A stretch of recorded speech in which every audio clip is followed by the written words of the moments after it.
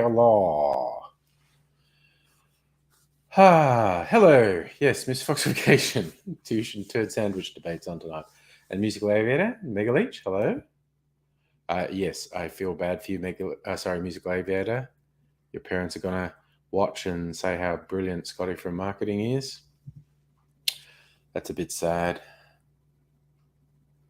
I'm going to start the evening by making myself a drink, essentially. Ooh, a Summit of Manhattan with a bit of orange curacao in it.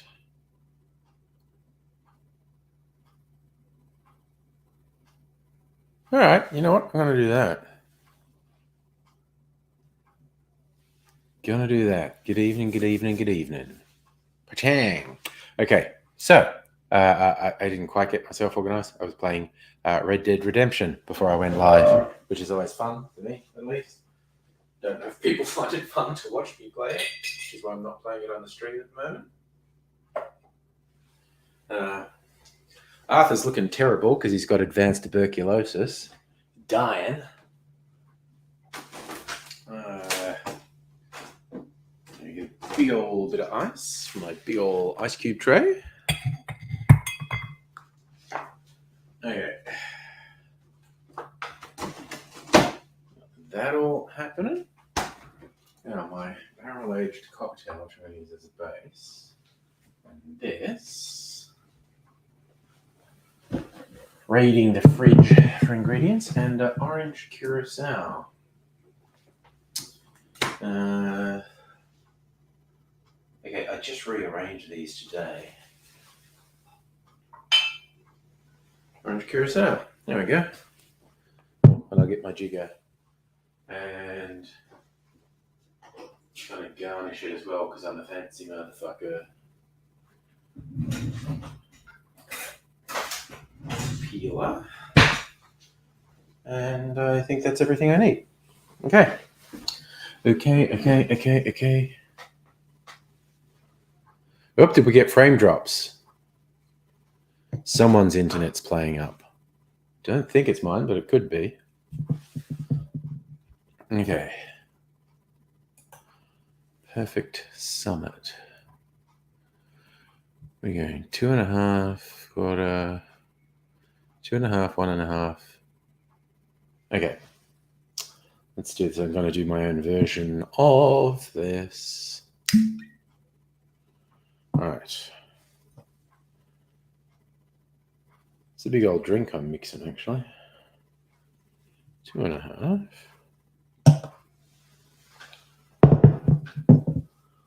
1.5 of this one, which is a sweet vermouth and port mix. Oh, this is a big drink. And I'm going to put more orange curacao than he says. 1/6 of a shot hardly seems worth it. Put a bit less than half shot in. And whiskey barrel aged bitters. I do actually have some whiskey barrel aged bitters. My drink carts, I rearranged them. I gave them their annual bolt tightening because they get a bit wonky after a while. And so I took everything off them. So that's like, was it 1, 2, 3, 1, 2, 3, 4, 5, 6, 7. So yeah, it's like 60 bottles off each cart. And then tighten all the bolts and then put 60 bottles back. So I've got somewhere in the region of 120 bottles there. Hey, Noog, by the way. But yes, I was going to follow that a bit exactly. Where's my barrel-aged bitters? Is that one? Barrel aged bitters. Peychaud's. Why not? Right. A 1, 2. Buckle my shoe. I'm going to do a peel of orange for a garnish because I'm fancy like that.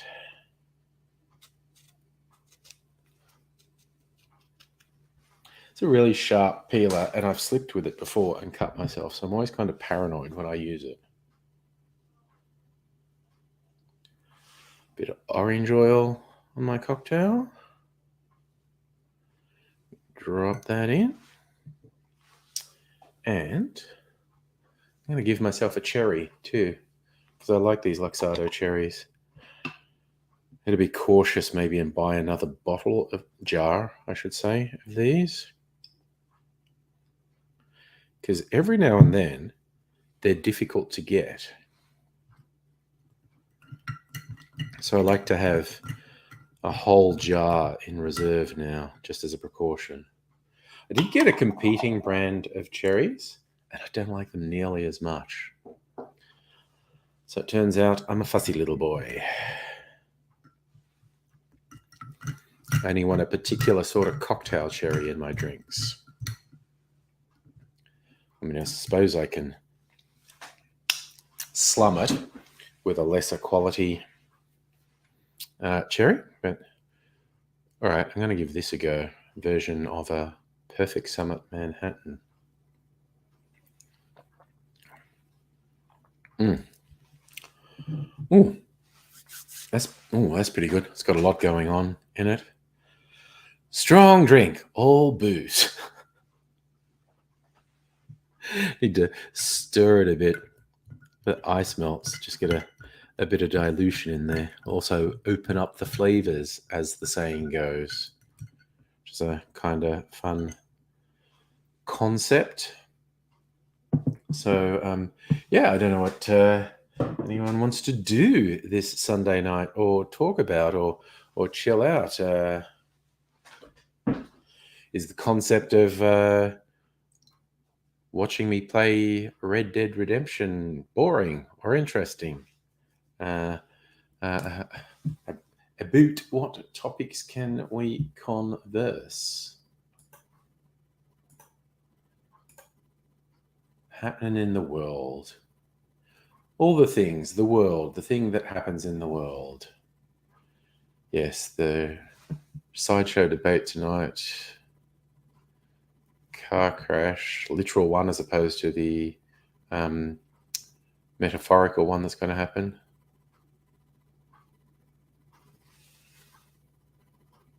Pro-Beijing committee endorses John Lee as Hong Kong's next chief executive. Oh, there you go. Oh, yeah. And a Liberal Party candidate in Queensland got referred to the Australian Federal Police for filing false address. No. Gonna fuck around and find out with the new GPU. I hope it goes well for you. Miss Foxification, I have not played Cyberpunk 2077. I've heard that some aspects of it are terrible, but it's like a big thing with lots happening, and that can be entertaining. From what I've seen, and I don't know how accurate this is, but things like environment damage, like shooting or burning or blowing things up, you don't really get very good environment damage, and it seems quite weird, some of the video I've seen, but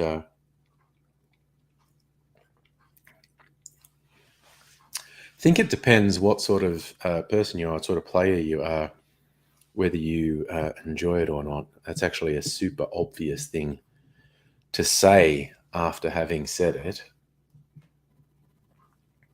So Ms. Foxification, since the 1.5 update, found it stable and enjoyable. Yeah, some of the early video I saw when it was first released, I was finding it difficult to believe that what they were saying in the video was true. Like, they were showing bits of video. I was going like, I cannot believe someone would release a game like this. So you take out enemies by blowing up vehicles they're hiding behind. Okay.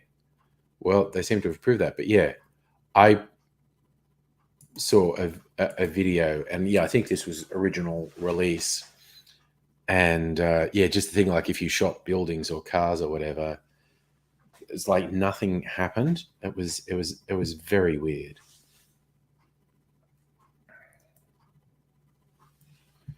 So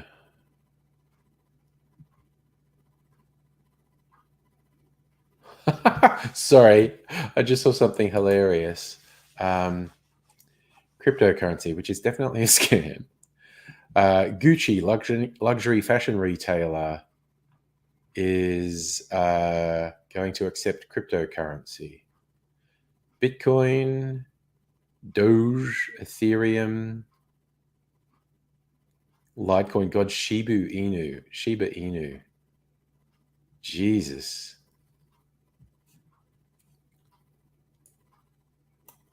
That's wild with how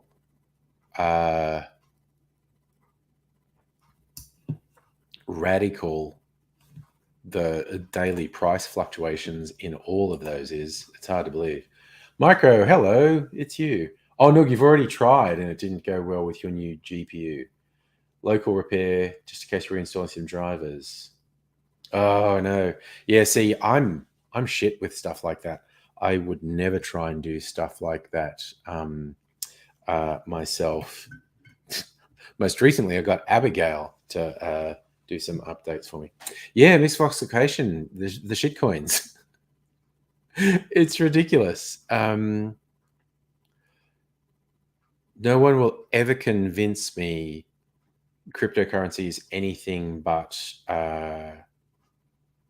highly speculative, high risk flim flam. It is absolutely possible, or has been absolutely possible, to make money from it. But Jesus, it's dodgy. Oh, nice. Micro bought the prettiest Pandora charm you ever did see. That's very nice. Oh, that's an interesting point. Are we saying Gucci might get exposed to a lot of fraud? Happened with Steam when they accepted Bitcoin. Okay. It's misfoxification. Stable coins pinned to the US dollar or gold are goods. Fine to accept them without risk. But is my whole thing is like when you point out everything that's wrong with cryptocurrency, you get hardcore cryptocurrency nerds go, oh, well, fiat currency has all those problems too. And to a large extent, they are actually right. National currencies are imaginary. They're only worth anything because everyone imagines that they are. But cryptocurrency has all those flaws with the additional flaw of nobody backing it and absolutely no oversight and no fraud control. So I find it farcical when crypto bros start saying like, no, man, all that other currency is rubbish. Just like crypto has every problem that fiat currencies have, plus a couple of additional ones. Like it literally solves nothing and just creates new problems. It's quite ridiculous. Yes, misfoxification. You don't get a rug pull on a free fiat currency. And a wild Abigail has appeared. Hello, hello. Yes, nice to see you again. Well, now this is only a virtual seeing as opposed to actually getting to hang out, which is fun. Literal fiat currency. I like it. You're going to trade in your car for a fiat. That's literal fiat currency. There you go.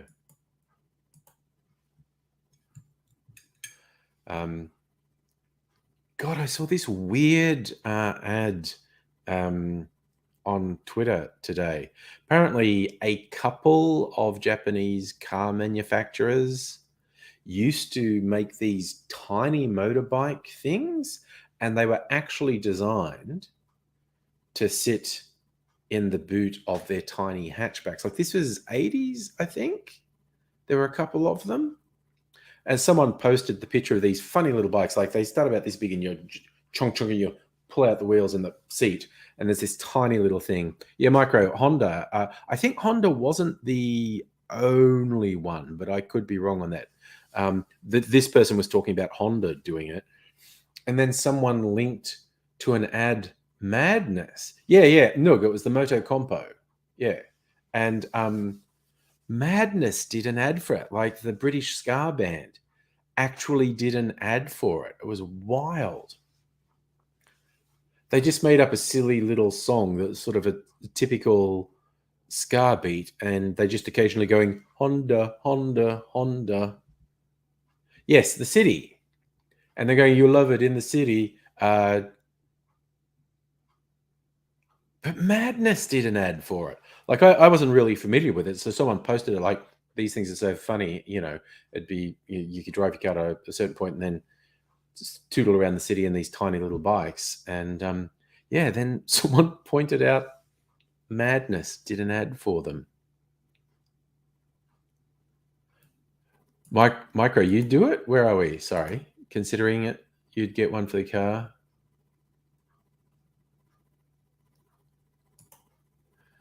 Tommy Lee Jones did an ad for coffee in Japan called Boss.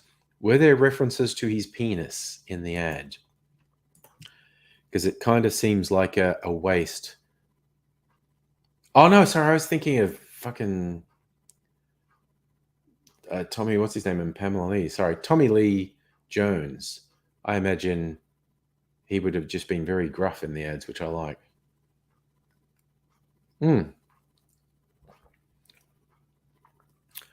That is a good call, Miss Foxification. Trickle car charges for scooters in stores. Who knows what the next few years would bring? But yeah, I mean, you can sort of see the value on having both. Like, you like take your car a certain part of your journey, leave it in a parking garage, then get the little scooter out and tootle around on that. Who knows? Everything's weird and strange, and we have no idea what's going to happen in the future. That might happen. I'm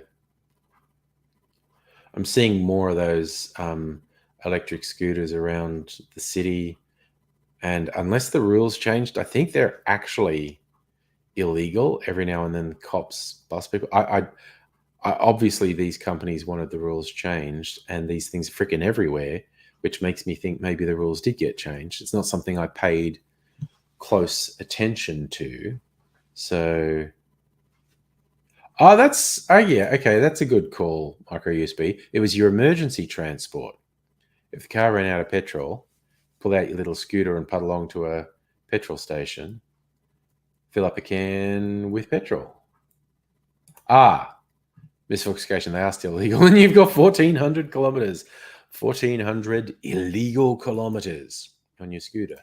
But yeah, it trips me out because they're friggin' everywhere in the city. You see them on the footpath everywhere. Like you get the app to unlock it and bill you for riding it around.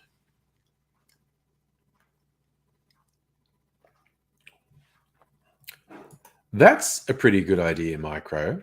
On the very large airports, having little scooters to help you get around, because some of them are very large. Misfoxification. The NTC made the recommendation to change the laws. Government gets a kickback from leasing companies, keeps private ownership illegal till the trial's over. Oh, okay. So saying they're illegal for private ownership, but this company has an agreement to have a trial of them. Okay. Yeah. Complicated. Life is complicated. Ugh. Sorry, I had 2 late nights in a row. 2 post-midnight nights, 1 at home, 1 out. And I did have a nana nap both today and yesterday, which helps. But I might vague out and get really... I'm actually not that tired at the moment. I just realized I was a little bit tired. Not extremely tired, though, so I'll hopefully be okay. Oh, that's okay. Cops ignore you. You wear helmet high vis at night. That's good. There is a certain anti-fun element in governments. That is true. They get all in an uproar when someone gets killed or maimed having fun. Well, the fun stuff gets banned because someone kills themselves with it or kills someone else. Oh no, you got hungover. I was just tired rather than hungover. Because I didn't even sleep in that late. I think I was awake at like 7:30 after getting home at about 1. I don't even remember. Then I did go back to sleep for a while. Then I got up at 9:30, and then I was feeling really dopey in the afternoon and decided to have a little nap. Miss Foxification, hook on the steering column for shopping bags. Nice. And it all folds up. 15 cents for 60 kilometers. They should be legal if cars aren't legal. Like if you say no cars in the city, and then you have like parking garages in the suburbs surrounding the city, and then you make the scooters legal in the city. They're way too dangerous when interacting with cars. Micro, last night it was you. Box of twisted tea, cat, computer, good times. That sounds like an excellent time. Micro, they're illegal because they don't meet safety standards for a road vehicle, like a motorized vehicle, and they're also not bicycles. So the current thinking is they're more dangerous than bicycles, which is an arguable point, and they don't meet any of the safety specifications for a motor vehicle. So the law literally has to change for the definition of a motor vehicle. So yeah, for these scooters to be legal, they basically need a new law or change an existing law. So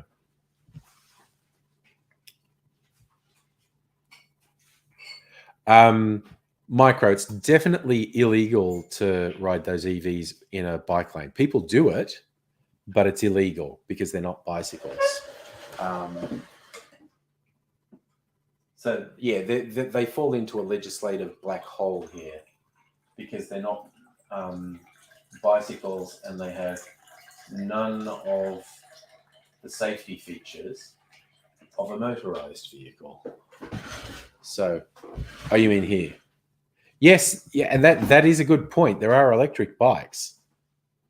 Again, laws attempt to cover things and be arbitrary, but there's always weird shit around the edges.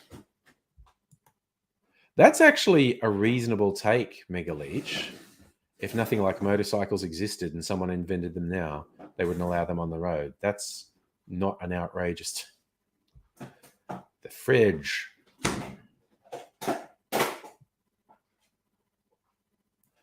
Yeah, Micro, it's literally just governments are bureaucracies, and changing any of their bureaucracy is a big deal. So, and yeah, you're not really that wrong saying bikes don't have the safety things either. So, Miss Foxification, yours is regenerate and conventional braking, brake and headlight, stop faster than the bike can. Yeah, I think basically the law needs to catch up. And now, particularly talking about bike lanes here, I do think, and certainly the way I've seen people ride these scooters, I think they can't ride in bike lanes because they make bike lanes unsafe for bicycles. But, you know, they're not very safe compared to cars on the road either. Basically, they're falling into a legislative black hole. It's a huge bureaucracy to get legislation changed. It'll probably get changed, though. It's just a thing. Well, I tell you this for free, Micro. Our government is absolutely not on board with electric vehicles of any type. It's ridiculous, but.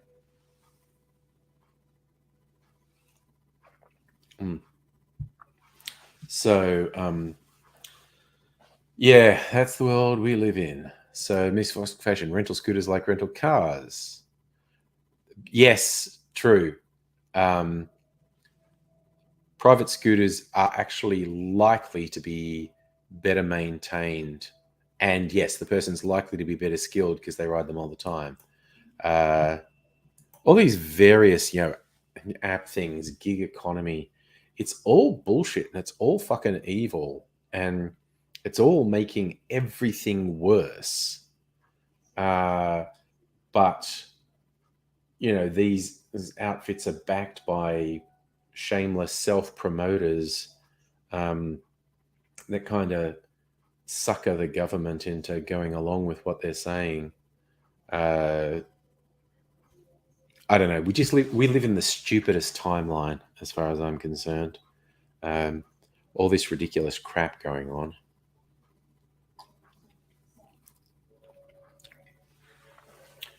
It's just a pull. Every now and then you just look at what's happening and it's just like eye roll. Like, what the fuck? What the fuck is this?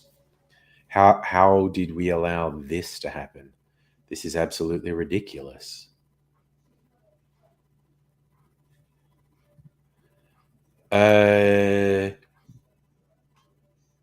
Yeah, I think, well, there's EV scooters and there's EV scooters. And like I said, yeah, it's falling into a legislative black hole. And I don't think Megaleech was far off the mark. If motorcycles had never been invented and someone invented them today, you'd have a hell of a time getting them allowed on the road. Everyone would freak out about how dangerous they are. Yeah, again, big question, Micro. There are legal definitions here of what's a legal moped and motor scooter, and that exists. There's a legal definition of that. So the type of engine doesn't matter. The new scooters, which are by and large, stand-up scooters with a motor in them, an electric motor in them, they're different. And so they've fallen into this legislative black hole. Oh no, your computer chair is too big for the space around your desk, but an amazing chair. Well, it's one of those things. I guess you have to redesign your space to accommodate your chair. Speaking of redesigning space, when I redid my drinks carts behind me, one drinks cart is all whiskey, gin, and rum, and there's 3 shelves full of that, and there is no spare room. The other is liqueurs and a couple of specialty spirits, and there is actually a little bit of room on that, having resorted things. Not that I'm in a rush by it. It's more a thing like, oh, there's a whole bunch of things with not much in them. Maybe I should drink them up and then replace them with anything. Micro, most sex acts are dangerous if people aren't careful. Megaleech, glad you're enjoying Solar Opposites. I thought it was quite fun. It's yes, I've watched 2 seasons twice now. I liked when particularly easily digestible things like animations that go for 25 to 30 minutes. I like to watch them twice, like watch a whole season through. And they're not necessarily straight away, but I will ultimately watch it through again just because it's so easily digestible. I don't mind. And yes, I have watched Solar Opposites through twice. It's quite fun. Actually, between the first time I watched the 2 seasons and the second time, they had added on a Christmas special for season 2. So I actually got one new episode last time I watched it through. Yeah, I think they just decided to do whatever they want with solar episodes. It's like, they got runs on the board with Rick and Morty, and they just go like, okay, I've got an equally weird thing to do now. You'll love it. And I think one of my favorite plot twists is like the aliens left their planet because it's going to be destroyed by an asteroid. And they were supposed to terraform another planet to restart their society. And they accidentally landed on Earth. They were supposed to land on an unpopulated planet. But at one point, the beings who are here being weird fuck-ups find out there was a ruling class on their planet that they weren't even aware of. Like the classes were so stratified on this planet that the lower classes actually didn't even know there was an elite class because they don't interact at all. Oh yeah, and finally, Micro. The Star Wars holiday special from like 1977 or 78. For the longest time, it was impossible to get. Like, it would pop up on YouTube every now and then, like someone had recorded it off TV, and Lucasfilm would get it taken down with a copyright notice. And of course, Disney now own all that. And I think you can watch it on Disney Plus. I think you can watch the Star Wars holiday special on Disney Plus, and it's freakishly bad. Like, it's mind-blowingly bad. Speaking of mind-blowingly bad, I feel like sharing the new Mike Myers series on Netflix called The Pentaveret is fucking terrible. Like, it's mind-blowingly, astonishingly bad. Like, it makes Austin Powers look like high art, but it's basically he's just trying to recreate that Austin Powers vibe. Like, he's playing 6 or 7 characters in the show, and they're just doing the Austin Powers level jokes, and it's like everything's overacted and badly written, and the jokes are so fucking lame, and they're so labored. Like, they repeat the jokes again and again. Just in case you missed, was Big Dicks halfway in? Was that too subtle for you? I'm just going to say it again.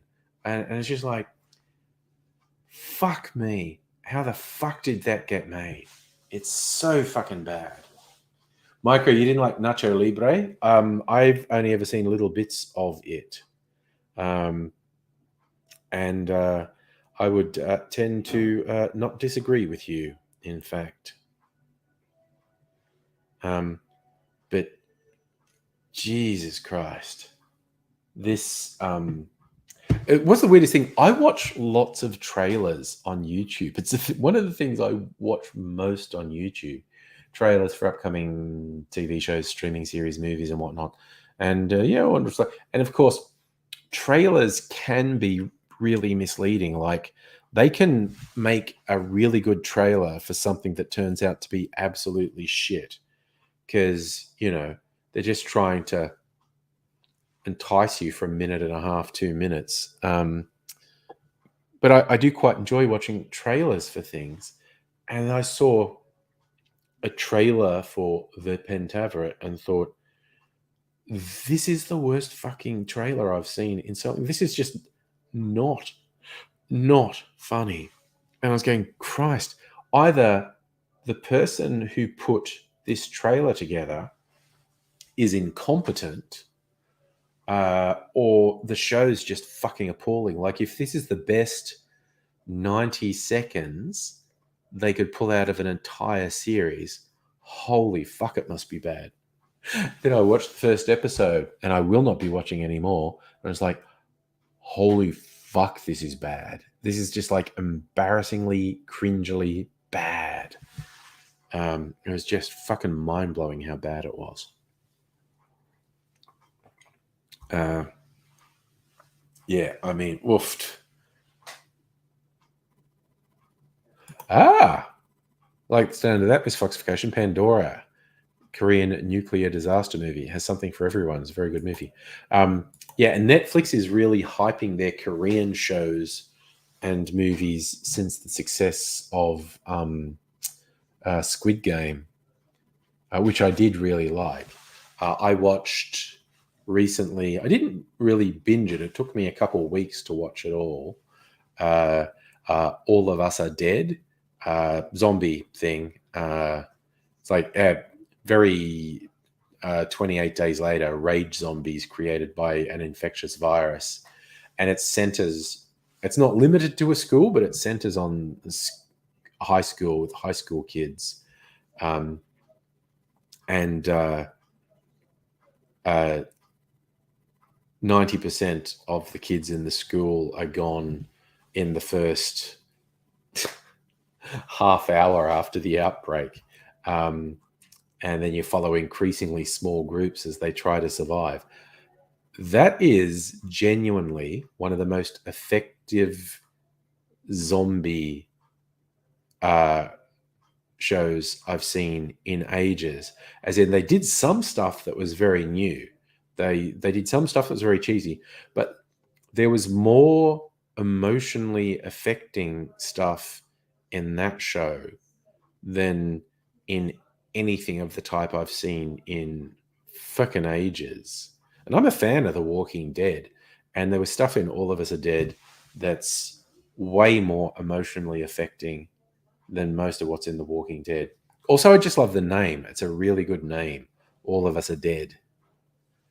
So, Michael, you like Paramount Plus and Hulu more than Netflix? I watch a few Paramount Plus shows. Hulu doesn't exist here, but some Hulu shows are on other platforms here. Safa, we did have fun last night. Just going out and having a chill time and drinking. We were going to do more things, but then we decided not to and just mostly stayed in this whiskey bar and had a good time and had quite a few drinks. Safa, you saw Halo. Oh, yeah, the opening of Halo just goes full on from the start. Like they're just going, fuck yeah, we're going to kill kids. That's how hardcore we are. We're going to kill a bunch of fucking kids as soon as the show starts. Halo's not bad. I've been watching Halo.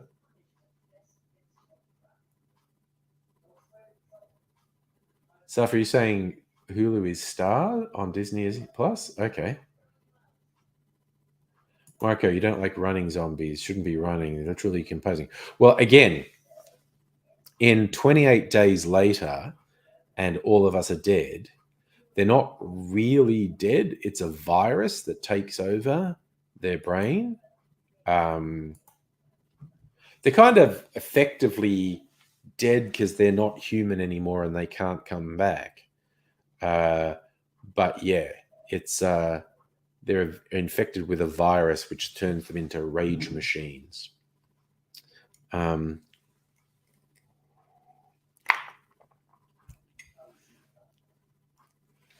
Safa, fucking debate's a waste of time, man. It's a circus. It's a sideshow. It's nothing. But yeah, I would actually recommend All of Us Are Dead. Like I said, it's hardly perfect, and bits of it are cheesy, but there was more emotionally affecting stuff in that than in virtually any other zombie or horror thing I've seen.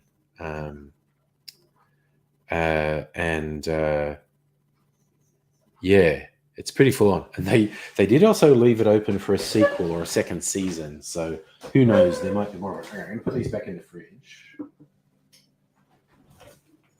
Oh, I might have my clarified cocktail because they go weird if I don't drink them.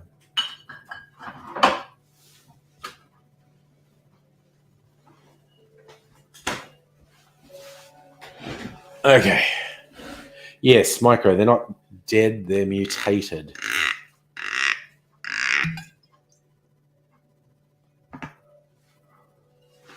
Alrighty. Imagine that. Fuck it. I'm pouring it all in.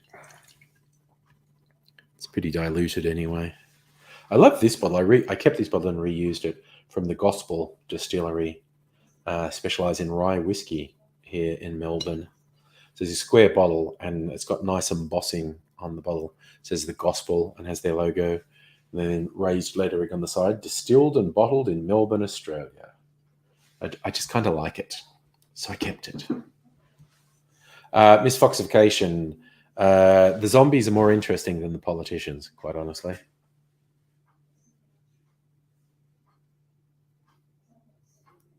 So Safi, your fridge is black and doesn't have a handle. Sorry, Micro, a link to what? Sorry? If you're talking about All of Us Are Dead, I don't know. It's a Netflix show. It's a Korean Netflix show. Zombie school kids. And there's a couple other Korean horror shows. And I watched the first episode of one, which looked really. Oh, for Angry Bunch, you want to join? Yeah, sure. Why not? Anyone wants to join? Why not? Liven up our Sunday night.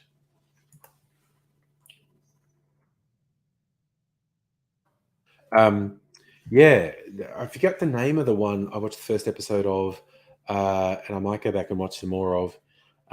It's like these demon things appear, and they kill people who have sinned, and they kill them really publicly, and it becomes this whole religious cult of the world has to repent because if you don't repent, the demons are coming to kill you, and they appear to be real. So I was very intrigued as to where that was going to go. What were these demon things actually going to be? And what relationship were they going to have to this like religious cult leader? Cow hugging vegan, hello. Nice to see you. Cheers to you. Yum. Whoa. Don't know if you're still there, Abigail. This is a clarified version of the Star Wars cocktail with the version of the aviation we made.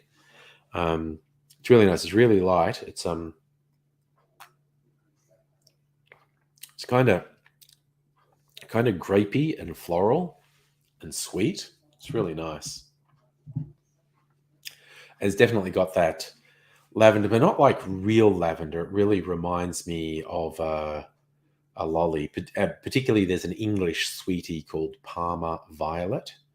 It tastes like that to me. It's quite nice. Very sweet. They clarified it with orange juice. And I think it may have.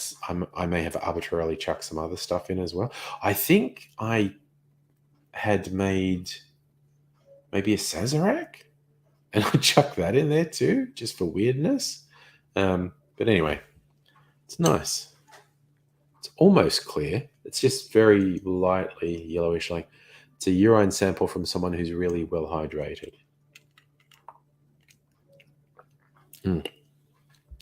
As opposed to some of my clarified cocktails, which are nice and clear, but they're a much darker yellow, even amber.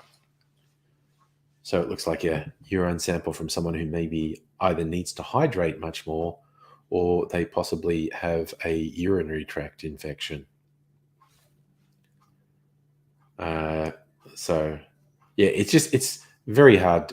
I don't want to put myself off my own drinks. When you see these, it's very hard to miss that they look like urine samples, basically. So, and it's extremely common for the color to be on the yellow to orange spectrum. Almost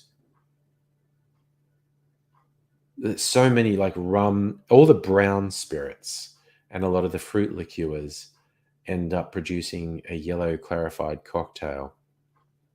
So I have to use something that's a really radically different color like creme de menthe or my blue absinthe, or blue curacao, something that's got a really strong artificial color for it to be a color other than yellow. So yeah, I have done some that were like very dark green or blue, and the clarified version comes out a very light, brilliant green. And I have had some that was a red liqueur or spirit, and the clarified drink has still been reddish when it's uh, gotten to this form.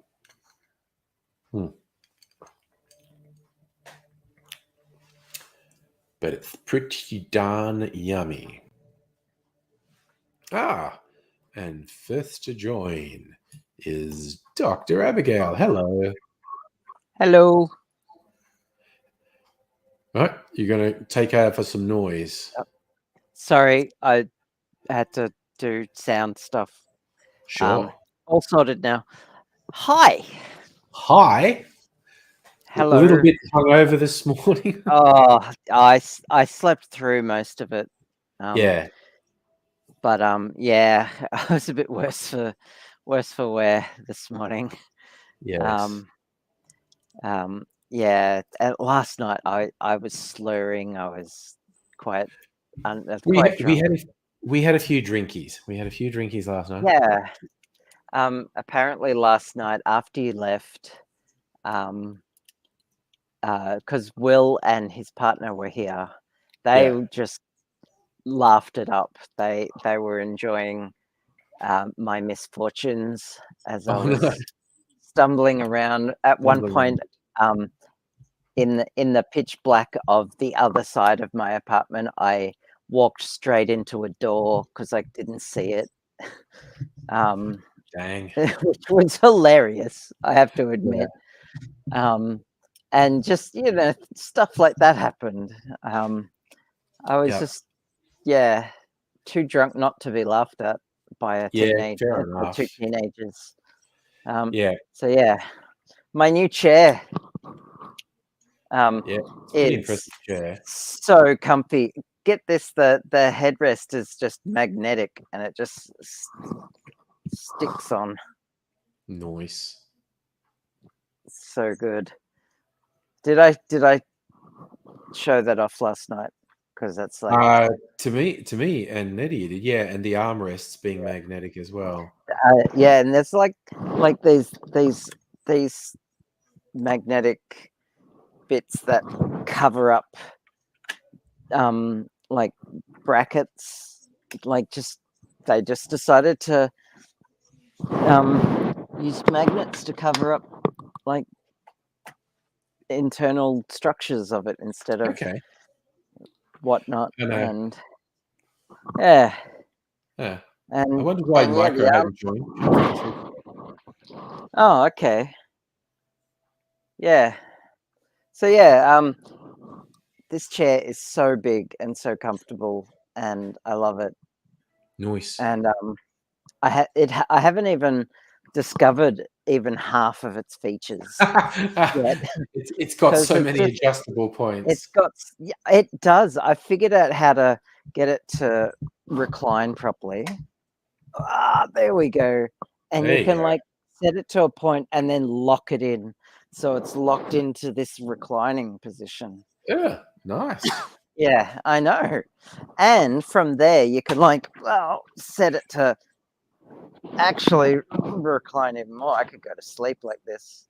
Yeah, that's the sleep position. I'm fully laid back. Oh, But nice. Micro went there. yeah, You've got something big and comfortable you'll love. oh god, It's the nice blanket. a nice blanket. Yes, thank you. That's what he was talking about. A nice Nothing fluffy else. blanket. Yep. Yeah, it's word big and comfortable. I get that that's meant to be innuendo, but I'm not really sure how that works. A As you big say, you've got a ass big. vagina. I was about to say a big butt or something. Yeah. Mm. Mm. So yeah, Okay. I'm good now. I'm not feeling Good. hungover now, so yeah. I had some pizza for dinner, Oh, but nice. I cooked it myself, so Oh, good. I made burritos for dinner tonight. yum. And it was mostly inspired by we got Mexican takeaway on Thursday night, and they had these things of salsa, which no one wanted on the side of their thing. So I had these tubs of fresh salsa, and I thought, and also I had like some beef mince in the freezer, and Yeah. I go, well, I'll thaw that out, and I'm gonna cook with the salsa rather than have it on the side. So I mixed the salsa in and some other saucy stuff, and made burritos, which were favorably received. So Ooh. that's nice. Yeah. I rang my mum. Oh, good. I rang me mum and had an hour-long chat to her Oh, no. for Mother's Day, and that was nice. Cool. Yeah, and yeah, I've just been chilling today. Just That's a good and thing to do today. Like I said, yeah, my most strenuous things was rejigging my drinks carts and taking all the bottles off, oh yeah, tightening the bolts, and then putting all the bottles back because the cart was yep, getting too wobbly. yeah, yeah. Is it more structurally sound now? Yeah, it is. Although I actually broke one screw, Oh no, um, just is it just a from stand, over tightening on it, like twisted and popped. Oh, okay, that was is too much. it like a standard metric size screw, or is I it think so. I've got a I think, screw sorter. I'll bring it next time yeah, and some standard screw sizes, and if it's yeah, a standard size, then I can just like pop a yeah, different one in. yeah. I It think can it I have is. a look at it? Can you hold it up and show It's me it's the still thread? got the bolt on it. Oh, It's a okay. It kind of looks like an M6 or an sure. M5. It's a It's smallish metric. screw. Yeah, yeah. I would Okay. assume It might but be an M4 then, yeah. but It's it would be dodgy if they used M4 screws on a cart like that because they're yeah, small. yeah. It's Um, basically the diameter of the screw. So if you have vernier calipers handy, you can measure the which I diameter. don't. But yeah, What? I yeah. can't live without these. Like seriously. That's because you're an engineer nerd. I haven't actually finished any engineering degree. I You're have an amateur started engineer nerd. I have started one though. I did start an engineering degree, but I didn't Mm, finish it. I'm yeah, an amateur engineer. yeah, I've done 2 software engineering degrees though, yes. which is So that kind of counts. disturbing. It's Yeah. really disturbing. How was it? Was when we were doing the Japanese whiskey tasting flight, and Oh, he's like convinced us to get the 12-year-old and 18-year-old to taste, and he's like, "That's $1,500 a bottle," and we're like, "What?" I know. He told us that after we After, drank it, which is a and I'm not bit even sure what he dodgy. charged for that. It wasn't I have that no idea. much, but Well, he didn't I he saw say the it was bill like and it's yeah, probably $30. It was probably $30 for okay. that little thing we He did. Yeah, 'cause didn't he say it was $60 a shot or something? Yeah, and we And had we a had, half like, shot. a half shot, so Yeah. So I yeah, think, and that's fine. But we did, it was a very good it was whiskey. very nice. Yeah, Yeah, 18-year-old Yamazaki. But it was I don't know if I'd ever pay that much for whiskey, but it yeah, was very nice. I yeah, think $100 is my upper yeah, limit. yeah. So yeah, essentially, as you were saying, like you had Nova as a benchmark for a good whiskey, and that's Yep, $90 to $100 depending where you get it. And so fifteen yeah. hundred dollars. So that means was the Yamazaki 15 times better? Um, yeah, No. well, that's subjectively a no Yeah. from me. Yeah. It 'Cause was good, it and was I very would good. say it was better than Nova, but Yeah. not 15 times better than Yeah. Nova. It's yeah. It's I funny wouldn't even say because I wouldn't even say twice as good. Like, how do you yeah, even judge that? exactly. Like, That's such a subjective thing. But yeah, it's a rarity thing, and it's also yeah, seriously something that's just invented for rich people to have something to spend their money on, really. yeah. Um, But the fact that the difference between the 12-year-old and the 18-year-old isn't just 6 years in a barrel. They yeah, alter the recipe yeah, to it's age it, yeah, and that just blew my mind. yeah. It's a different expression, as they say. They Yeah, plan this is going to be an 18-year-old whiskey, so I'm going to do this to bring it together, and it's which slightly is different for good. each of them. Yeah, Yeah, yeah. But it's working out because like Nova will be aged for 3 years because that's the base for whiskey. So aged for 18 years, it's taking up the barrel space for 5 times longer. So okay, yep, automatically then by definition, it's 5 times more expensive. yep. And then there's the rarity thing. Micro. Oh, I'm going to change this so we can see each other. There you go. You got a headset. Hello. Hi. Ah, I couldn't find my microphone from a good headset, but luckily I'm a hoarder and I kept my old headset. But it sucks and it doesn't fit right. And I hate that I don't have like mute or volume control. It's just a basic headset and it's like Yeah. so yep. small and like it's just foam. And I just Oh,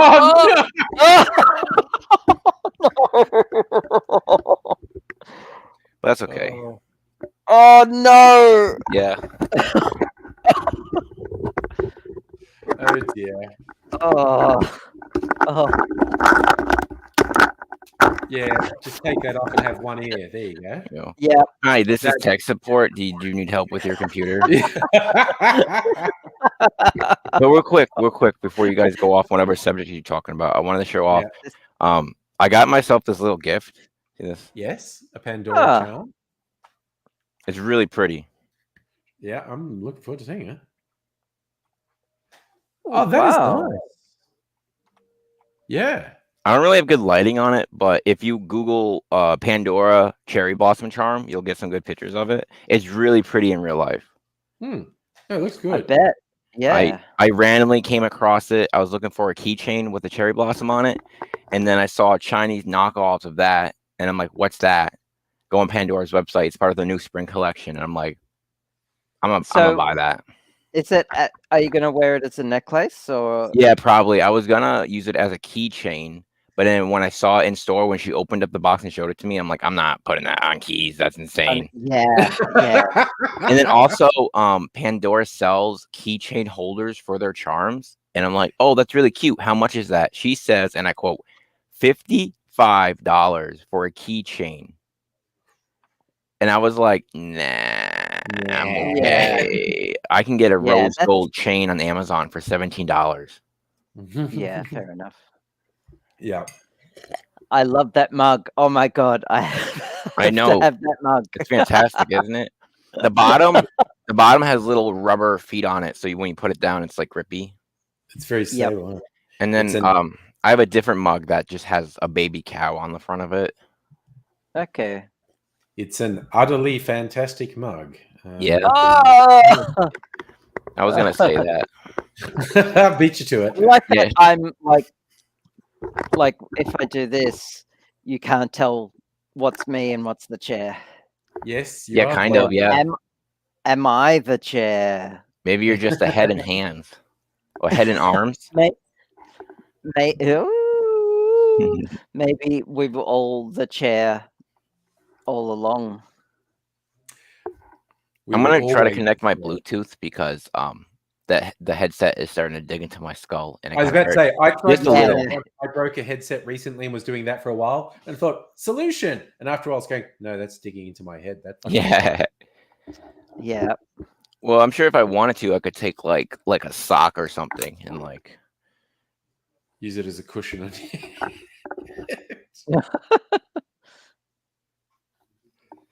Yeah, that's legit. Yeah, There you take note, rich people. This is the real struggle. go. This ain't like, oh, I couldn't get the model of Bose headphones I wanted. This is, oh, I can't afford headphones at all, so I have to put a sock in my goddamn head. Mm. Yep. Oh dear. Yep. I feel the pain. Yeah. So I want to show you something my son bought me for Mother's Day. Yeah. I used to have this poster when I was young, and I mean like late teenager, early 20s. Whoa, echo. was And I had temporary. this poster for ages and ages, and I lost it. I don't even remember losing it. I think it was when I became homeless, and I mentioned it to him just in passing, like I don't even remember when, years ago, Yeah. and forgot about it. And then last night at midnight, he came out and said Happy Mother's Day and gave me this, and it's it's the same poster. I almost bought that. I found that frame up. framed online, and I almost bought it. Yeah, and so I bought this originally just after the episode that featured Yeah. the Kramer, I bought. and it's peak 90s, Yes. and now I have it again, and it's so good, and I can't wait. I to put it on the also wall. bought a poster after watching a TV show. Oh. Yeah. I bought this Get a reveal. probably a couple years ago after watching The Office. Oh yeah.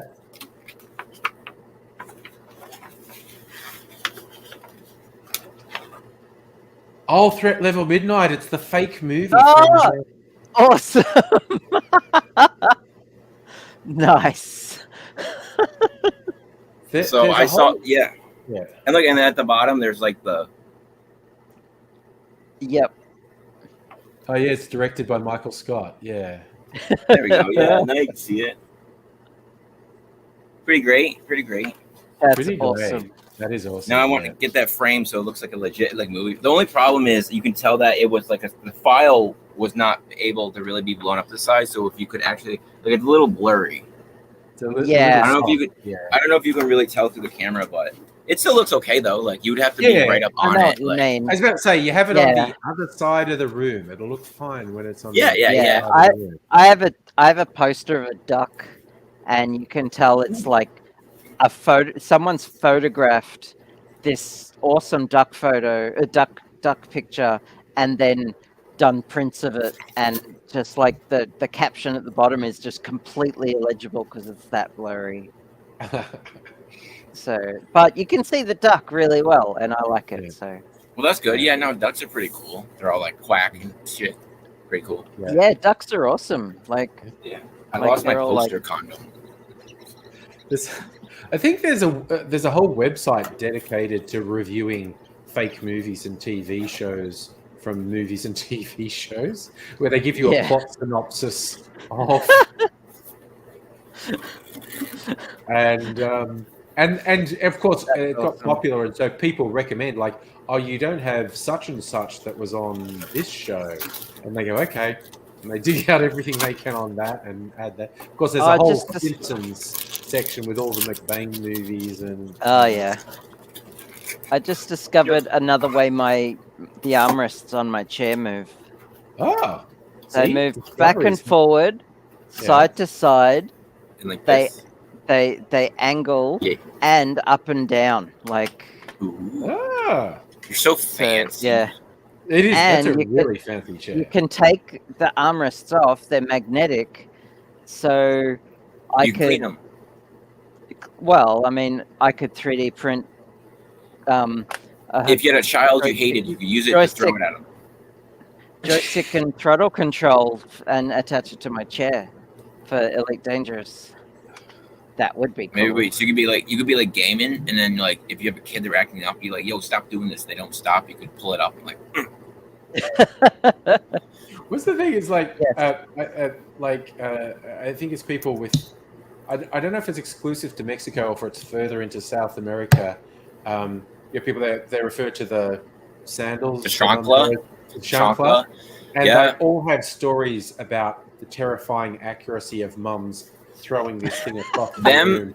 Did you square in the head? Latino and like Asian moms, specific Asian moms, not all Asian cultures, but specific Asian cultures. Yeah, Yeah, and I have acquaintances that have they almost tell are PTSD over flip flops. Yeah. You'll see a woman with flip flops and they'll like have a cold sweat. Uh-oh. I used to do this thing when I was a toddler where my mum, if I did something wrong and my mum would go to give me a whack on the butt, she'd grab my arm and go to whack me, but I'd like run around her. Yeah, and she'd like be holding on with one arm and would just be spiraling, and then she would just crack up with laughter because it was so funny, and then I wouldn't get hit. That's the thing kids do when you grab them to whack them on the bum. They start running, trying to stay ahead of your hand. They'll come back. Yeah. Sorry, I was just going to make some joke about, just the other day in a shopping mall, kid I didn't like the look of, and I just grabbed him. Little bugger ran around and around me. Yeah, I tried it last night, but you would just not stay still. And I'm very wriggly. Yeah.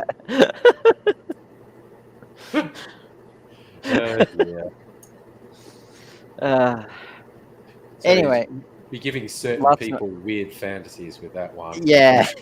I'm sure the creeper is sitting in the background somewhere, and it's just like, oh god, yeah. They do weird sex stuff. Or we don't, but Why wasn't I invited? I know, just like, sado. Yeah. Yeah. I think the real sex stuff didn't start until Nettie got there.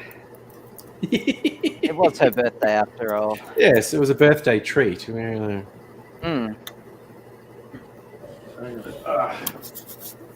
what's happening with my reasoning. Oh, I have to clean my desk. This you don't. Ridiculous. I've been all about the cleaning my bottles, washing sheets today. Oh, yeah, some clarinet. Thank you. Play me some music from Oswald. From what? Oswald. It's a kids show with the octopus. And every intro, when you play that, it sounds like the intro. Because they always had a clarinet playing in the intro. Oh, okay. I've never heard of this show. Oswald I imagine it's like yes.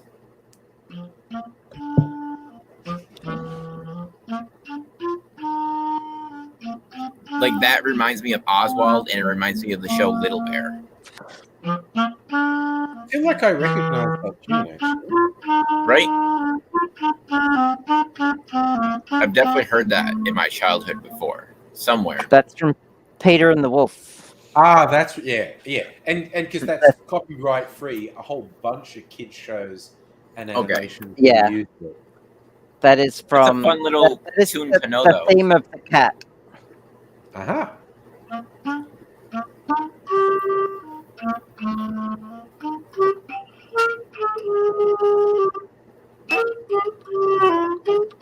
I should have learned that on my ocarina.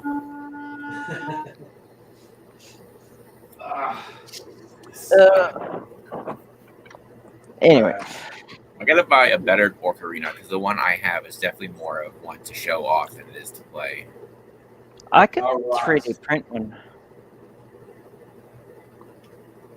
There are a ton of 3D printable ones on the internet. Yeah, there is.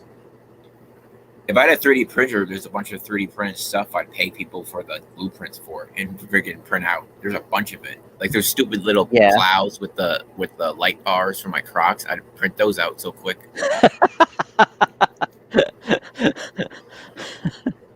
That sounds like a winning move. I like that. Oh, and I got more gibbets. I got this cherry blossom. Yep. Now, pretty cool. All right. It's lit. What else I got? The Twisted Tea. That's new. Oh yes. There's more, but I'm not gonna go find my Crocs. It's like, wasn't Twisted Tea was the one that got made famous when the one guy Oh, Yeah, yeah. smash it in the guy's face. the racist with I- it? Yeah. I made this awesome Star Trek meme with Twisted Tea in it. Oh yeah, I found the best. This that I'm is like very the best thing proud of. I've ever found in the store. It's like the best thing ever. This is like my best friend for the best. Is that a? Oh, it's a Twisted Tea goon box. Nice. Yeah, look. Oh, it is.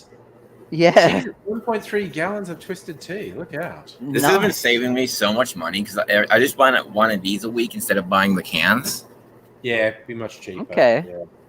I drink tap water now, and I'm fine. I have this bottle, and I just refill it with tap water every so often. Mind you, the tap water here in Melbourne is actually really good. So. Yeah. That's what's in the fridge there. It's just tap water. Our area has good tap water too. Yeah, so we're lucky like that, I guess. It's not like we're Adelaide. They don't have Yes. that great tap water. It's notorious for tasting dodgy. Or Flint. Yeah, well they have Flint's a bit worse, yeah. They have hard water, don't they? Yeah, very mineral like. Yeah. Not to be mistaken for heavy water, which is water that has deuterium in it instead of hydrogen. It kind of fascinates me that water isn't just water. Like there's hard water, soft water, and etc. Like it's not just water, and that just it fascinates me just a little bit. Yeah. Yeah. No. Absolutely. As discussed last night. Yes, we had a bit of discussion on that. It was the night before. Pure water is H2O. toxic. Pure water. Right? There's no minerals and stuff in it, right? Yes, it's very bad for you. Yeah. Yes. Isn't that's like better for like if I wanted to put it in my PC's cooling system? Yeah. Yeah. It's the same. I think Mythbusters did a test where they took distilled water and put it in a microwave, and the second like a spoon or fork touched it, it just exploded. Yeah, it would have, because there would be no nucleation sites in it for steam to form. So yeah, science is so cool, guys. It is. It really is. It's all when you get weird conspiracists who say like we shouldn't fluoridate water because pure fluoride's toxic. Like, yeah, it is. You know what? Pure oxygen's toxic. I know. If that's what you breathe, you'll die. Pure water is toxic. Yeah. And arsenic is purely natural. Exactly. Like, isn't it in almonds? Cyanide is in almonds. Oh, cyanide. Cyanide is organic, Yes. Uranium is natural. Yeah. So people latch on to the dumbest buzzwords. It's how you can tell you shouldn't pay any attention to them when they just throw around things like organic and natural. Chemical free. Yeah. As if nothing's chemical free. It's all nothing chemical. is chemical free. Yeah. The only things that are chemical free are non-baryonic matter, which is nothing on Earth. So baryonic matter is anything that is matter, basically, unless you like electron soup or strange matter or a neutron star. That's non-baryonic. A white dwarf qualifies. That's electron degeneracy. I think they like to be called little people, not dwarves. I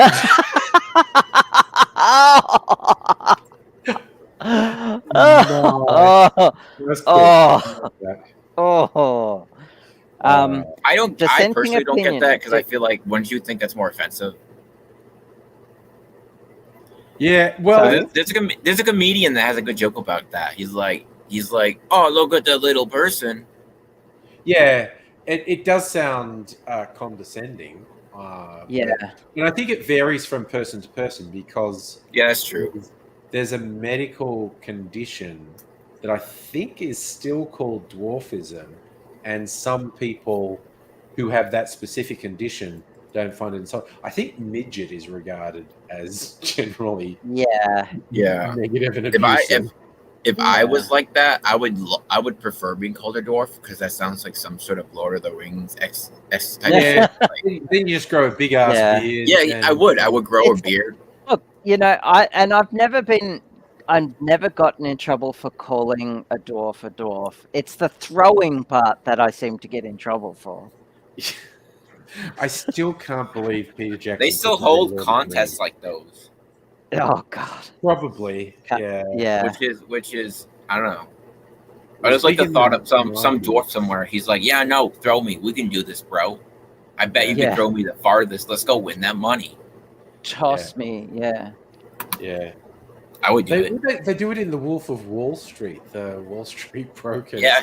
are doing it in Yes, their they office. do.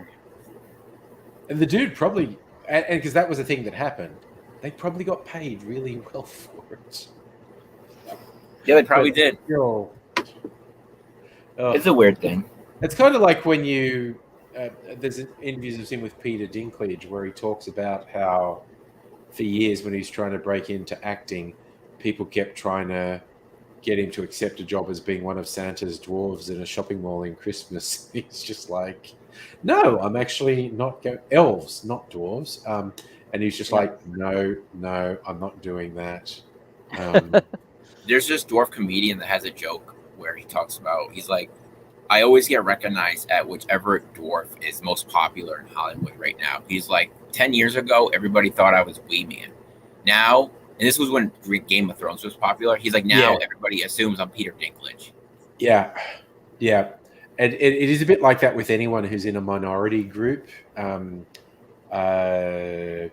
What's his name who got into a little bit of hot water? And I was about to fall into the same trap. He was on Community, an Indian American, as in subcontinent Indian, not Native American. I'm blanking on his name, but he has a whole routine where somebody says, "Hey, I love your stuff. You know, I saw you on like Daily Show." No, that's Hassan. You're thinking of Hassan Minhaj. And they go, "Oh, you were in that Silicon Valley show." No, that wasn't me either. Yeah. And then it's routine like, "Oh, you had that Me Too thing." No, that was Hassan too. This is a guy he always had the reputation of being, the very progressive one. And then a woman said, well, basically I had a really bad date with him, and which ended up I think I remember that. Yeah, ended up with sex, which I didn't really want to have, but didn't know how to get out of. And I do say no. Well, yeah, and I don't think she ever did. If she felt pressured, and it was like, this sounds like a bad date, and it sounds like he was not great at getting signals. But I don't believe she ever said like he assaulted me or whatever. She's just like, well, this guy who's being trumpeted as feminist hero and whatnot is not good at picking. I don't really know what it is, and he just kind of avoided answering questions about it. But man, the world is fucking complicated. Yep, that is true. Yeah, but we were discussing the Johnny Depp Amber Heard things today, and everyone's been lapping it up and I can understand it to a degree because it is important to understand female abusers exist. There are relationships where men are physically and emotionally abused by women, he said, speaking from personal experience. And people had really latched onto, Amber Heard's actually the baddie, and there's more and more coming out now as like, well, she's actually contesting that never actually happened. Johnny Depp and his lawyers said it, and Johnny Depp and his lawyers look smooth, and Amber Heard and her lawyers look stupid. It doesn't change the fact that they're contesting that it ever happened. And also, as one of the things, it was like in the previous that the British libel trial, part of the settlement was a legal agreement that the things that were said in the court hearing never actually happened. And they thought, okay, well, we actually have a legal agreement that never happened. How the fuck is it coming up again? And but it's complicated, and I think they're both at best questionable people. It gets extremely difficult to know what actually happened. I don't think either of them is covering themselves in glory, basically. I feel like I understand their relationship very well, and I feel like they're both toxic to each other, and they both need to just stay away from each other completely. It's one I of feel the like they both probably done something. They both probably have been really shitty to each other, but I feel like Amber has obviously been like the aggressor for the most part. But I don't think Johnny's like innocent by any stretch of the imagination. It is one of the most mutually toxic things I've seen. But I'd still do her. I mean, she's a hottie, But it is when no matter who is, if one person's completely at fault, if there's shared fault, if one's worse than the other, I honestly don't know. But the pair of them together is one of the most toxic things I've ever it only lasted for like a year and a half, and for so much drama to happen there's a lot of in drama, such a short amount of time is their relationship sounds like the relationship with my ex-girlfriend, and it's like I almost understand like it. Sparks flying.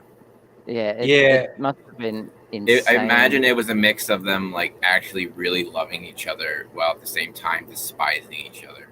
Yeah, which is like such a certain people attract drama or actively seek drama out, and having had an ex who too late was diagnosed with complex PTSD or borderline personality disorder, and it's like, oh well, that now explains a whole bunch of shit. Doesn't make any of it any better, but so me getting past that kind of went in phases. First was getting this diagnosis and going, okay, now I know why a bunch of stuff happened. And then I was just like, I'm vindicated. She sucks. She and then years went by, and then I find out a couple of my online friends have complex PTSD, and these are people I like, and these are people who I know are working very hard to manage their behaviors. And I was going, okay, I should just stop just saying, if you've got borderline personality, or I think they prefer to call it complex PTSD now, I should stop pretending you're just an asshole if you have that, because it is literally a product of trauma. And I suffered for a long time with borderline/complex PTSD.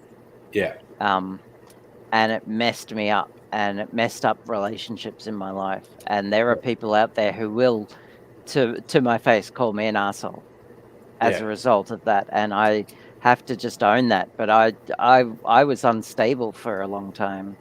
Mixed in with that depression and all the trauma of my childhood, and you can see why they would have that opinion, and I don't blame them. And I'm glad I'm past it. To be honest, I'm so glad. But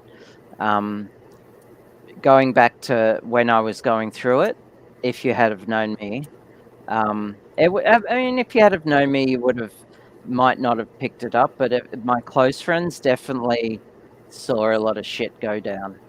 And there were times when people, like, I should have not been drinking particular nights, and they're like, please take these harmful objects away from me. And etc., etc.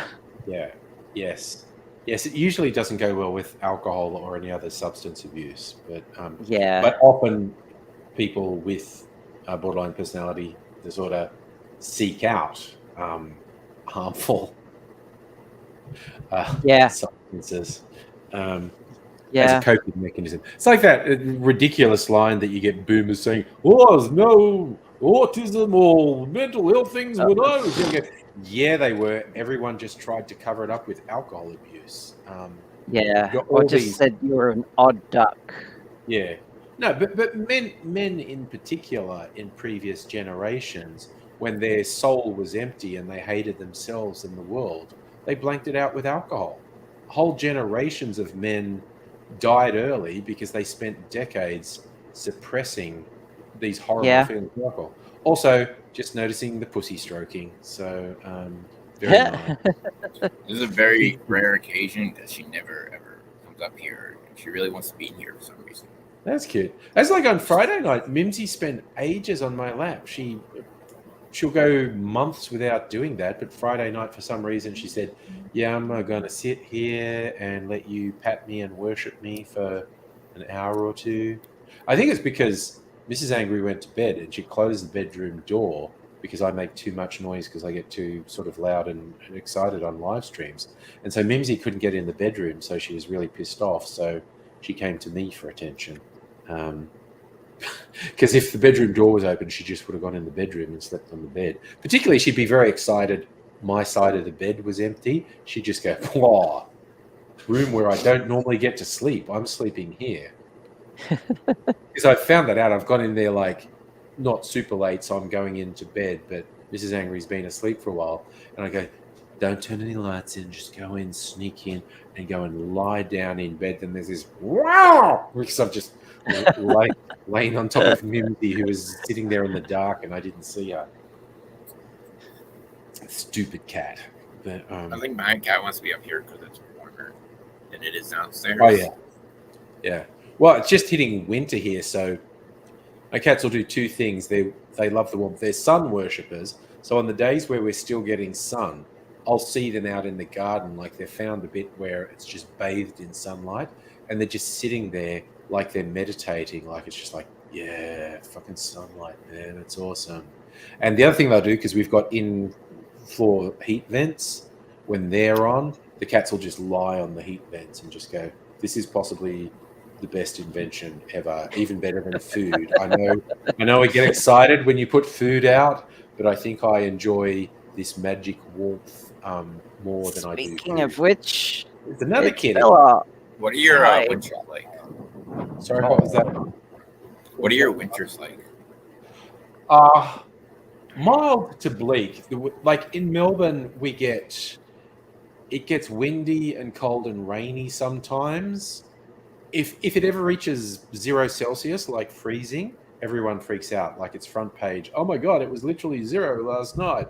You go out into the country areas, it gets much colder. And particularly then you go up into the mountains, then it's like snow and it's way below 0. But in Melbourne, it gets bleak and cold and wet. And like if it's bleak and cold and wet for like 3 weeks on the run, which happens sometimes, that's super depressing. Doesn't happen that often. We'll normally get 3 or 4 days that are like cold and bleak and wet, and then it'll moderate a little. I think the worst part is that it's just grey. The Yeah, it's very skies are grey. like the sky's always grey, and everyone's wearing black because that's the Melbourne uniform. Yeah. And it's wet and it's cold, and especially if it's windy, it gets windy and cold and wet. Yeah. And it is just depressing. It sounds And like winter in Oregon. Yeah, it is. Actually, I've known people from Oregon. It's very much like winter in Oregon. But in Oregon, it'd be like for, I want to say, 3 or 4 months straight. It would just be like rain, rain, rain, rain, rain, rain. And then maybe 2 days of no rain. And then like rain, rain, rain. Yeah, we get that for a couple of days to a week rather than, the rain. But it's not uncommon to get more than 1 week of that. Yeah. Like it happens. And in like mid-July, yeah, like the dead of winter, yeah, you'll get 2-3 weeks Yeah, of it. July's the weirdest- biggest month. And it happens to be my birthday. So I know it's the worst. Oh no. Yeah. Yeah. It's like there's a whole cluster of birthdays in my family from April to May to early June. And so it's always a joke, well, what happened 9 months before then that so many of the kids were born then? And it's actually the school holidays where they used to go on a holiday trip. So obviously my parents had lots of celebratory sex on these trips to the beach. Because there's a bunch of us who were born within about 6 weeks. Yeah, and again, we're years apart, like a 10-year gap from the youngest to the oldest who were born in this period. But the birthday is all within like 6 weeks. So. Yeah, my birthday is almost exactly 9 months after my parents' wedding day. It's like people, almost to the day. Yeah, Yeah. when people who are like born 9 months after New Year's Eve time. Yeah. You just say to them, I can actually picture your parents conceiving you shit-faced drunk on New Year's Eve. I was just like, oh my God. But yeah, no, we realized like a bunch of my siblings where our birthdays are clustered. We went, oh yeah, that August, September school holidays, which when that is would change from year to year. It would fluctuate a bit. And that was our big going away thing because we were poor white trash who could not afford to go to the beach in peak season. So we'd go in like late winter, early spring. So you'd get some good weather and some kind of bleak weather, but we could afford to have a holiday at that time. But yeah, then that resulted in a bunch of us being born 9 months later. So it's like, all right. Whatevs. You guys notice my name? Yes, Oh, you just changed. Sorry, I hadn't noticed you changed it actually. Totally not, Dr. Abigail. No, there are some subtle correct. differences. There are some that would be correct. That I had picked up on. Not lying. No, but now it's actually much clearer now that you've changed the screen name. Yeah, even I was starting to doubt reality. Yeah. Now we could be totally 100% sure that I now it's all totally not Dr. Abigail. Yeah. Oh, cat. But that only answers the question of whom I am not who I am. Well, by process of elimination, we can keep going through who you're not, and after a sufficient amount of time, we would get to who you are. So that's the right thing. It's kind of like the Doctor Who thing where he was like removed from the Dalek data banks by one of the mutations of Clara, and then later on someone said something like, oh yeah, records of you have been removed, but that leaves a gap in the records. Someone sufficiently smart could work out about you just by analyzing what's missing from the data records. But sorry. Now I want to go down a Doctor Who rabbit hole because they're changing the whole nature of the show. There'll be a new Doctor later this year, new showrunner, and even the way the show's made is going to be different. And I think I've brought this up on a stream before, but I did see an interview with Chris Chibnall when he's talking about Russell Davies taking it over again, and he's going, "Oh, Russell's probably going to ignore everything I did, like the whole thing of changing the Doctor's past." And I got angry, and I was like, well, he better fucking not. You can't set up all that stuff and then have someone hand wave, none of that's real. Because it was actually interesting. It was interesting and challenged. It hadn't been resolved, though. Chris Chibnall seems really bad at resolving stuff. I think the whole part of the Timeless Child took so much away from the Doctor. Like, the Doctor was supposed to be not special. The Doctor was supposed to be not special and on his own merits. but now the Doctor is something special. It just doesn't I don't know jive that well with it. He was supposed yeah, to I always know that that's be how an I took average it. dude. Oh, I Like- don't know that I agree with that. He was one of the elite. He was not an average Time Lord. He was one of the Doctor was one of the All elite. the and Time just Lords rejected were it. part of the elite. Well, yeah, but he was a realistic option for Chancellor. True. Because I mean, I in various guess. classic series, they were actually lining him up to be Chancellor. Yes, and he So rejected he was that. the elite of the elite. But And hi, Nettie, by the way.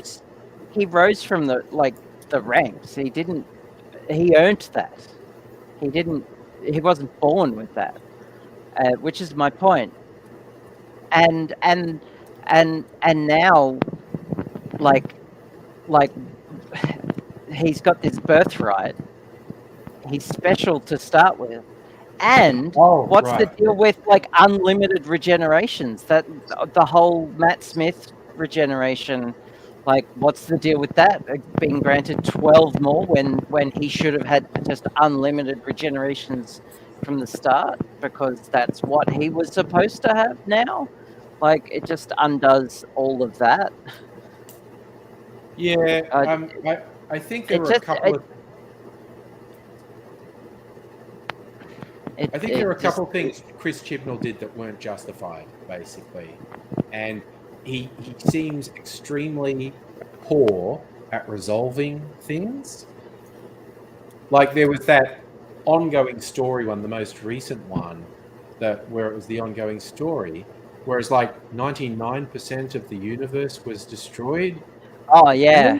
There was no resolution. There was no Doctor did the magic thing and the universe came back. They just never addressed the fact. I hand waved it. Moments before, 99% of the universe had been destroyed.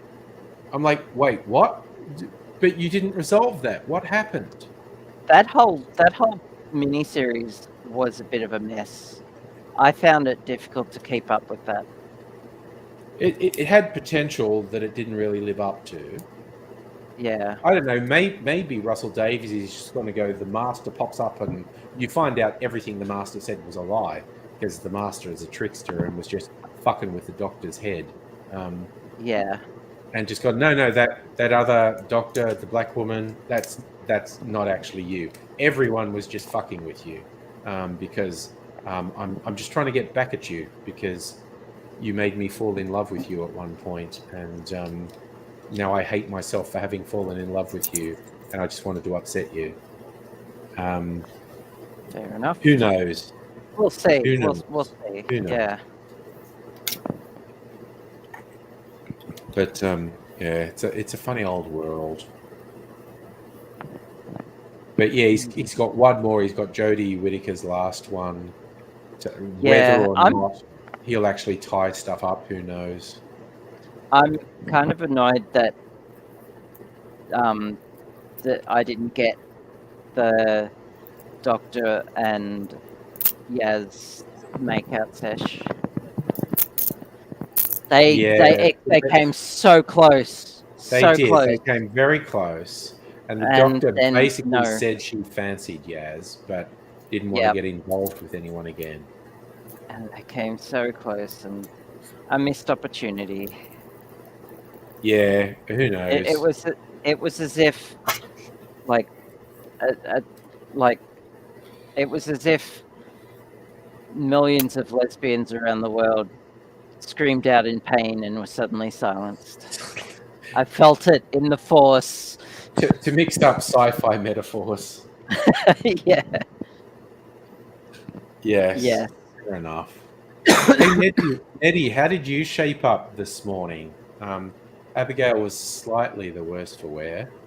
Yeah, I had a headache and was nauseous and just slept through my hangover and am fine now. So yeah, I was just tired, and not overly so. Woke up relatively early, but then went back to sleep, and then had a nana nap in the afternoon as well. Nettie says surprisingly well. I think we actually paced ourselves, because even when I got home, Mrs. Angry had not gone to sleep properly, and she's happy to see me back. And she Yeah. actually said, "Well, you must have paced yourself because you weren't like shit faced I when you think came to the I bedroom." think because like all day I'd not eaten much, Yeah, and then by the time we had dinner, I was already blurry. yeah. Had a couple drinks before dinner. A couple of drinks before dinner, and then that drink during dinner, The and cocktail then jug, the really the colourful cocktail cocktail. jug, and then a bunch of drinks after dinner, and then a nightcap, and then I went straight to bed. Yeah. Whereas you guys had I mean, you had an hour to travel. It took me about Get an hour to get home. home. Yeah. And So yeah, I had an hour of sobering up on my way home. yeah, whereas I just went straight to bed. So Yeah. Yeah. Yes, and yeah, Nettie, we were one drink ahead of you. yeah, But we paced ourselves. It took us a while to have that first one. Like our friendly yeah. bar guy was coming up saying, "You having another one?" And we're like, "Oh, we're waiting for someone because if we have another one now, we'll have another one when she gets here, and then we'll be shit faced before we even have dinner." And it's like, Yep. okay, but Yeah. It was such a fun night though. it was good fun. It was a great chill Yep. venue, and the guys working there are really nice. And yes, Nettie, the Jugger cocktail. We were just in like a Vietnamese restaurant talking about drinks, and the waitress just said something about Oh, do jug cocktails. It was soju and Korean wine or something, peach, and it was Something nice. like I that. think it was pretty light alcohol. It was very sweet and flowery. It was so sweet. Yeah, I liked it. It was just like Yeah. very, but it was huge. Like often when you get a jug cocktail somewhere, it's not that much in it. But we had like But this was we had 3 drinks each out of that jug. That was at a big least, jug. That was a big yeah. jug. But yeah, stuff with the Yeah. barbecue. When we were there early, it was only a small venue, and there weren't many people early. And we said we were coming back, and they said they'd save us a table, which they did, which was nice. When we came back after dinner, so that's kind of the peak of the night, it wasn't quite full, but then more people came in. It was full for a while, and we Yeah. outlasted almost everyone else. We weren't the last Yeah. ones to leave, but we outlasted, like the crowd had thinned out by the time we finally left, which was after 11. But yeah, no, they were really nice guys there. Wouldn't say they're from Singapore, or because he was talking about when we were talking about the Japanese. I don't remember. Yeah, I could barely hear him most of the time. yeah. Two like young Asian guys they looked like they were like Chinese heritage, but I just remember Singapore coming up in conversation, so I'm not sure if they was from Singapore Okay. or whatnot. I'm a big fan. Oh, Nettie asked the questions. Olney was Malaysia. The other guy was from Singapore. There you go. Okay. Yes. Okay. I thought Malaysia came up in conversation as well. Yeah. Okay. Yeah. So, yeah. That was Lord Aragorn. Yeah, Lord. No, so not Lord Elrond. Lord Elrond. Yes. Elrond, the cocktail master with his elvish magic. Yes, he used elvish medicine to make these cocktails that the mere underlings couldn't do. Yeah. So we had the very friendly guy who was mostly serving us and getting the drinks, and the wizard behind the bar who was making them. And it was funny because we were saying, "Well, that was really nice. What was in that?" And like Nettie got just a classic Manhattan, which was really good. So we're like, "Oh, what whiskey was in that?" And it was Buffalo Trace or something, like a classic whiskey, and oh no, it was the Michter's, I think. But anyways, it was like classic whiskey. And then we're like, what vermouth was in it? And he just goes, "It's a secret." Yes. He does a house blend. He does his own blend of different vermouths, which makes his cocktails unique. It was so funny. We were going, "What was the vermouth?" And he's like, "It's a secret." And g'day to you, nobody. Nettie had a 63% whiskey and still sounded husky. Oh yeah. Oh geez, that was spiky. Yeah, that put. Yeah. yeah. It was a funny whiskey because the aroma from it was absolutely beautiful. It was like raisins and Christmas pud and stuff, and it was a nice Mm. taste, but spiky all the way Oh, down, just like oh yeah. needled in your tongue and stuff going down, just from that very high alcohol content. Yeah. And that's about as high as whiskey goes. It's very rare to get whiskies that are over 60% alcohol. Although I watched a video today from the Whiskey Tribe, which is a very fun YouTube channel. These guys have their own distillery and bar in Texas, and they built this huge online community. They're very funny. They're very cool. They know their stuff. And they brought this guy in a few months ago who's turned out to be very popular with both them and the audience. He's a professional tea taster, and his whole job is to do tea blends and whatnot. And so they thought they'd get him in to see what he thought of whiskies, and his insights have proved very interesting and very popular. So they keep bringing him back. So they brought him back to say what they call hardcore whiskies, all these really high proof and really intense flavor whiskies. And they had one that I think was actually a bourbon that was slightly higher, like 64 or 65%. And then they said, like, yeah, there's an actual rule with whiskey that it can't go into the barrel at higher than, I think, somewhere between 100 and 120 proof, which is somewhere between 50 and 60%. And most bourbons are sold commercially at 40%. That's watered down a bit, but but this one's higher. But they said they didn't cheat. The nature of the climate in America, this was a Texan whiskey. The nature of the climate in whiskey meant there was evaporation. So it was actual concentration. And so it went up in alcohol content in the barrel.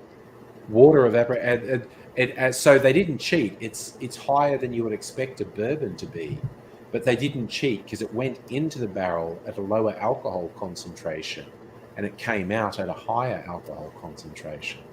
But again, the one Nettie had was Australian. There are no rules with Australian whiskies. You just got to mature them for 3 years to call them a whiskey. But the alcohol content, there's no actual rules. So actually, what's your kitty's name, Micro? American. Sorry, what's the kitty's name? Jojo. Jojo. Oh, cute Jojo. I like it. But I think I might head off.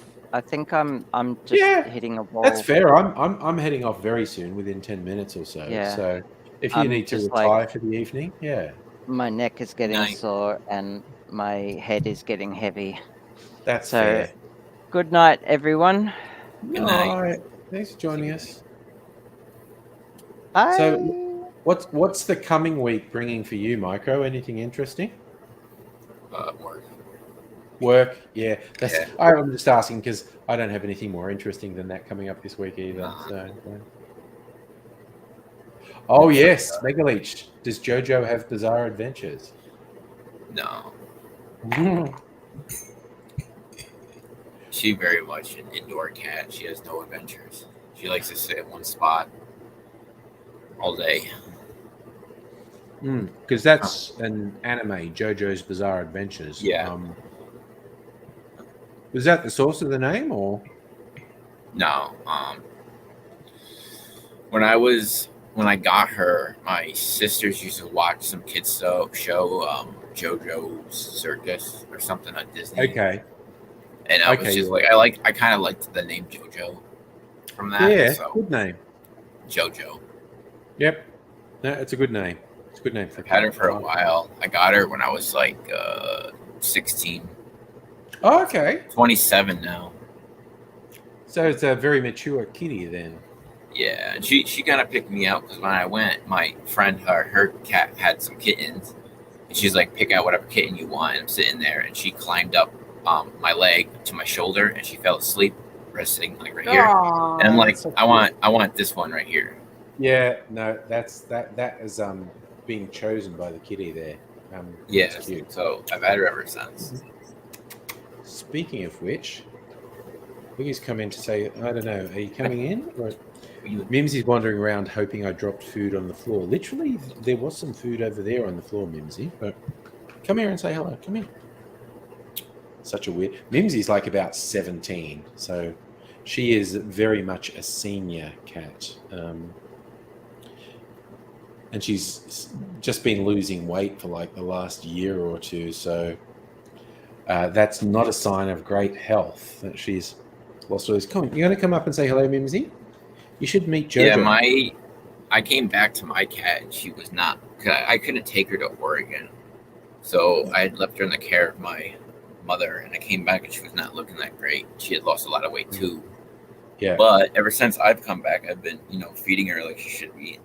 She's starting to look a lot better. Oh, good. Good. For sure. I do. I'm going to put down so everyone can see Mimsy did decide to come up and say hello. Do you want to meet? Look, Mimsy, there's another kitty. See Yeah, Jojo, look at the cats. Look at the other cats. Kitties say hello to each other. That's such a cat person thing to do, I feel. Yeah, it is.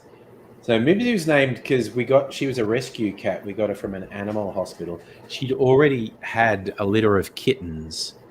They were calling her, and they were just calling her Mummy Cat because she'd had kittens. So she was somewhere around 18 months, 2 years old when we got her. They were calling her Mummy, and we were trying to come up with our own name for her. And I just came up with Mimsy from the C.S. Lewis poem, The Jabberwocky, or Mimsy and the Borogoves. It just Mimsy sounded like Mummy, and I just said we could call her Mimsy, and everyone said, "Yeah, that's a good name." So she's Mimsy. My mom got a cat because she wanted a cat because her died a while back. Yeah, and it didn't have a name. No one knew what to call it. And at the time, just like its face looked very like pointy in a way, like the way it was shaped. So I'm like, I just started calling it Pointy Face. So now the cat's name the cat's name is Pointy Face. Excellent. Just a very literal name. I like it. And then it decided it didn't care for my mom and it loves my sister. So now it's my sister's cat. It follows her like a dog. Yeah. I remember we had one cat when I was a kid. It was named after a famous racehorse at the time. So it was Lord Ben, which is a slightly odd name for a cat, but it was a ginger that we called Lord Ben. Then we had this weird tradition of just getting a stray kitten and never giving it a more complicated name than Fred. So we had actual generations of cats, and we only ever referred to them as Fred. They were just like a kitten from a litter, and they were normally like just black and white moggies or something. And it's like people say, "What's your cat's name?" And you just go Fred. And you go, that's really boring. Yeah, that's Fred. What are you doing? I want a cat named Paul.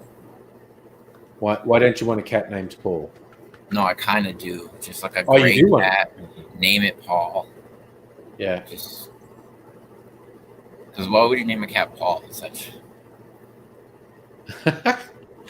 We were slightly more creative with dog names. We had a Cocker Spaniel for a while that was called Prince, and I don't know why.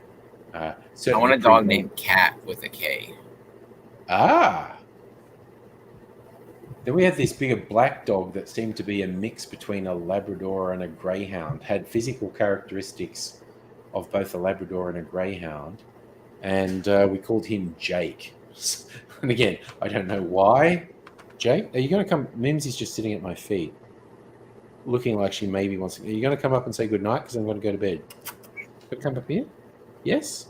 Yes? There you go. All right. Dug the claws in that time. All right. Mimsy, say goodnight to everyone. I'm going to go to bed now. Good night. Betty Buy's time. Safa wants to name a cat Paul Rudd. That seems like a good name for a cat, actually. All right, so I'm going to go to bed. Thanks for dropping in, Micro. Oh, if you had a pig, you can name it Paul Mudd. Paul Mudd. Nice. Nice. But good night. Good night. I'm going to go. Bye-byes. Won't be on tomorrow night. Maybe on Tuesday night. Who knows? We'll see what happens. You all take care. See you another time.